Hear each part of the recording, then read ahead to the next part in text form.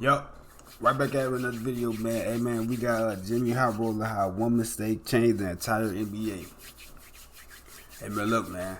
Y'all know we came here to do, man. Y'all know we didn't come to do, man. We came here to get straight to the point. What we didn't come to do, man, is all that other stuff, man. With that being said, man, let's get right to the video. Carter, a former NBA player that you've probably never even heard of, played 13 seasons in the league and averaged about 5 points per game. And back in 2003, Anthony made a mistake that changed the entire course of NBA history. In 2003, Anthony Carter played for the Miami Heat, who Damn, this motherfucking managed to draft a young, talented guard by the name of Dwayne Wade. Going into the 2003-2004 NBA season, Anthony was on a decent-sized contract with the Heat, a contract that spanned from 2000 to 2004. But before the start of the season, Anthony and his representation needed to file paperwork to opt into the one remaining season of his contract. They forgot to do this. Anthony Carter's agent was supposed to fax a notification to the Miami Heat stating that Carter would be exercising his player option for the upcoming season.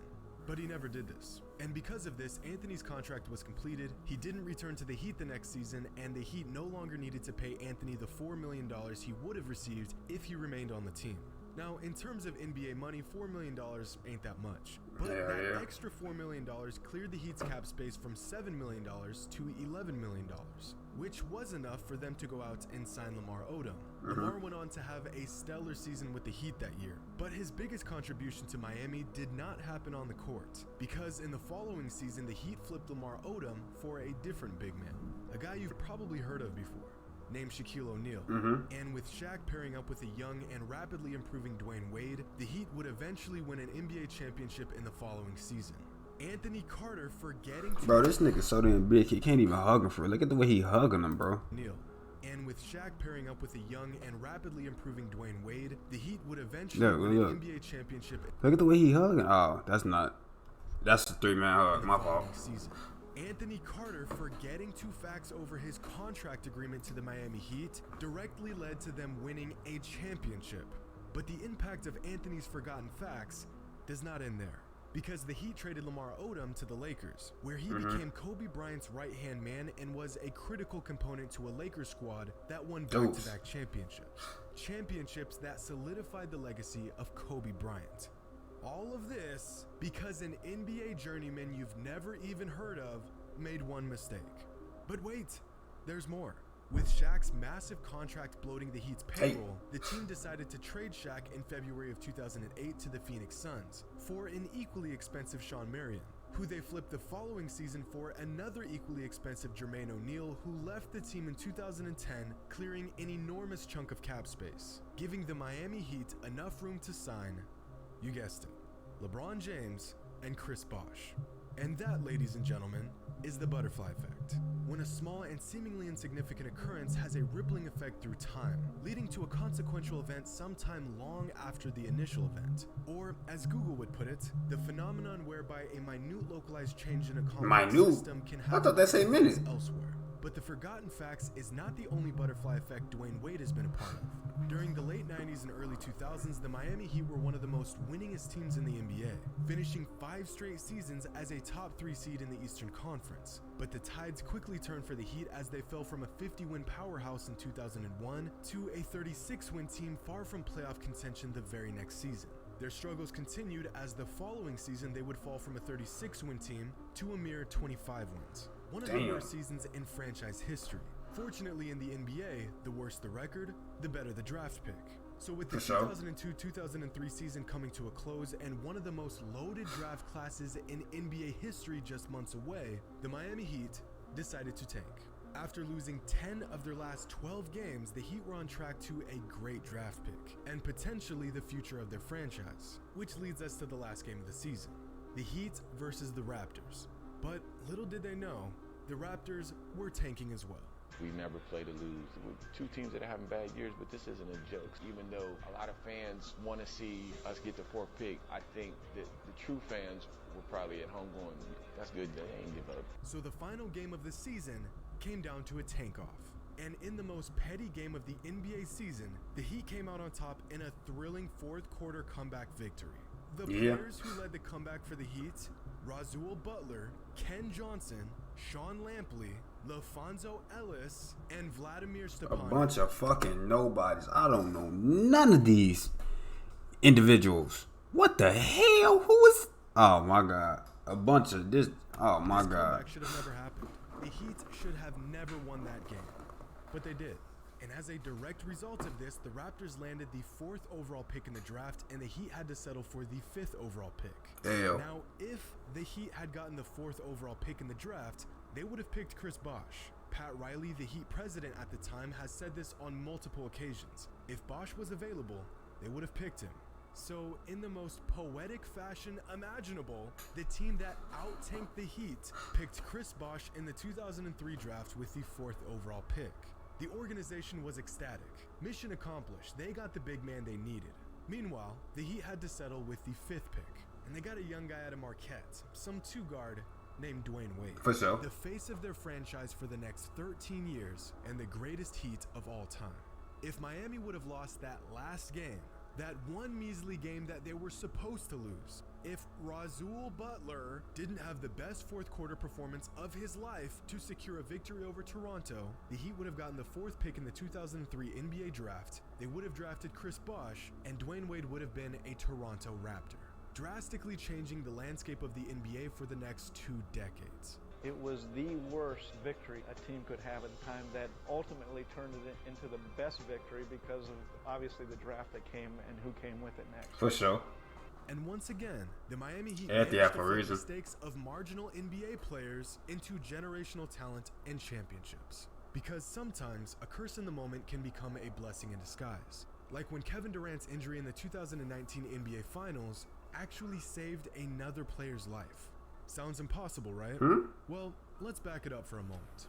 Back in 2016, NBA player Caris LeVert was drafted to the Brooklyn Nets, a late first-round pick, and for the next couple years, he played like a late first-round pick. Yeah, he was Nothing bunk. terrible and nothing spectacular, just Okay. a solid NBA player.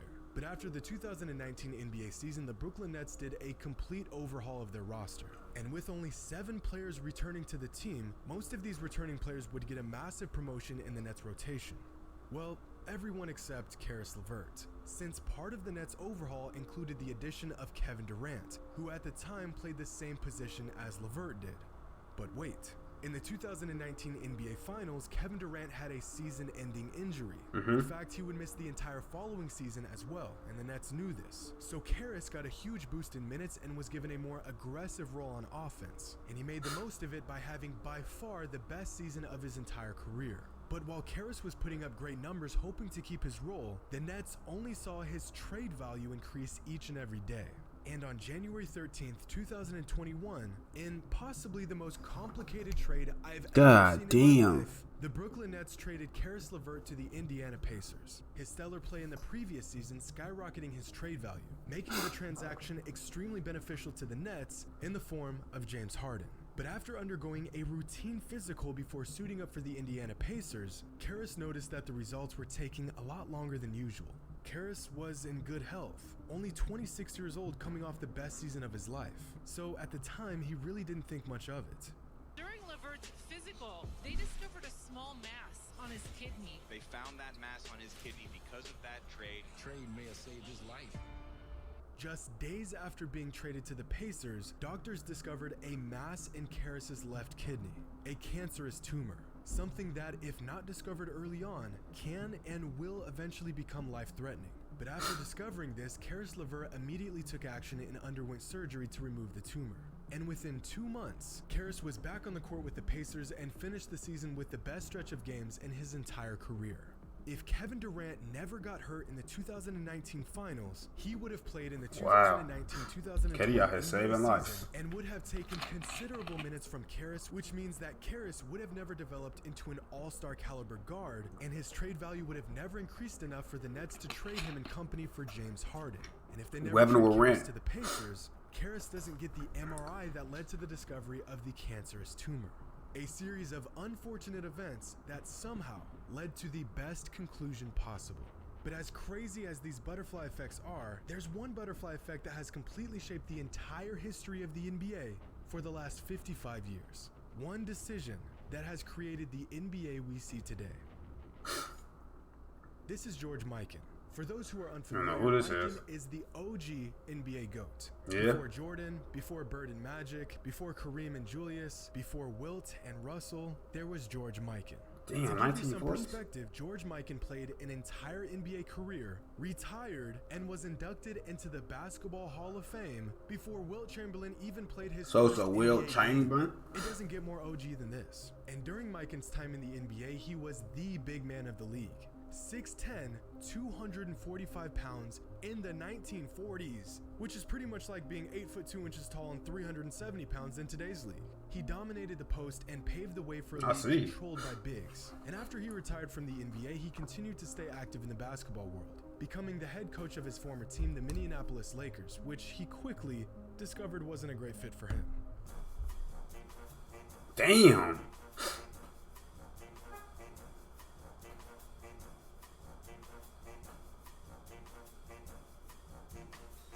But a decade later, a new basketball league arose. A league that would rival the NBA, called the American Basketball Association. Or, ABA? as you may know it, the ABA. The first commissioner of the ABA, the legend himself, George Mikan. And with his newfound position, Mike immediately set out to make big changes. A new red, white, and blue basketball, the slam dunk contest we all know and love today, For sure. embracing a playground-like style with more flair than the NBA ever had at the time. Mikan also introduced a completely new aspect to the game. The single most revolutionizing change the game has ever seen. A new shot. Something we now know today as the three-point shot. At the time, this was seen as a bit of a gimmick, a cheap trick to draw more attention than the NBA. Not many players took this change seriously. Steve Jones was the league leader in three-point percentage that first season, the world's first sharpshooter. He made 23 threes throughout the entire season. A guy named Ben Warren sounds was a terrible. top 5 three-point shooter that season. He made 0.7 threes a game. The shot was so new and experimental that players had to be reminded that regardless of how far you shoot the ball, it was still a three-pointer. Doesn't matter if it's 22 feet out or 60 feet out. But the fans loved it, and slowly ABA players embraced the change and discovered the power of the long ball. But the NBA was not on the same page, refusing to add the gimmicky shot to their game. For years, while ABA players were splashing it from deep, NBA players were sticking to the tried and true inside. Terrible. But in 1976, the two basketball worlds came together when the NBA and ABA merged, with the NBA adding the top ABA teams to their league and also adding some of the ABA's gimmicks. The dunk contest became a staple of the NBA's All-Star Weekend, the NBA became a more flashy, above-the-rim league, and eventually, they added the three-point shot. A shot that has taken over the NBA and has led to some of the most memorable and incredible moments, was created by a man that set the gold standard for post players. George Mikan lived in the paint, and yet it was his foresight and innovation that gave us the long ball that dictates the game today. A shot that George Mikan never even considered taking in his day. Yeah, if you would have shot that, that would have been considered a terrible shot. That's what I'm saying. That's why they say a long mid-range is a terrible shot, bro. Because at the end of the day, bro, it's for 2 points, but you could just take a layup. So that's the worst shot you could take in a basketball game. You know what I'm saying? You could just take a layup. That's a terrible shot. If you're going to take it 2, you might as well shoot the 3. Original big man, a man who was born nearly 100 years ago, changed the game more than anyone else ever has. And that's the butterfly effect. When one person's actions spur a series of events that lead to something much, much bigger. Hope you all enjoyed. And as always, that's until crazy, next time. bro. Everything got a butterfly effect. It's like you, hey, what goes around comes around, man. You know what I'm saying? Everything got a butterfly effect. Not just in the NBA. You know what I'm saying? Just know.